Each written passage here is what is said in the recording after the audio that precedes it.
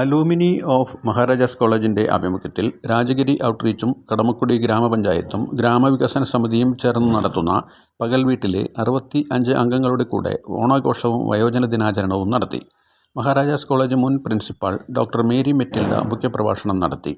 അലൂമിനി of Maharajas college പ്രസിഡന്റും Islamic history department മേധാവിയുമായ doctor Ajmal PA അധ്യക്ഷത വഹിച്ചു.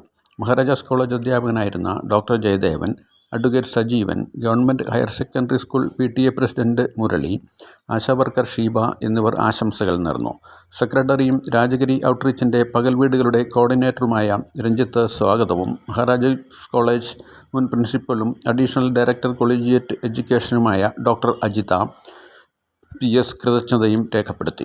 തുടർന്ന് വിനയചന്ദ്രൻ, ഡോക്ടർ മേരി മെറ്റിൽഡ, നജീബ്, അഭിലാഷ്, മഹേശ്വരി, ലാലി, ആശ, ജോർജ് തനങ്ങാടൻ എന്നിവർ നേതൃത്വം നൽകിയ ഗാനമേളയും കലാപരിപാടികളും ഓണസദ്യയും വയോജനങ്ങൾക്കുള്ള സമ്മാന വിതരണവും ഉണ്ടായിരുന്നു.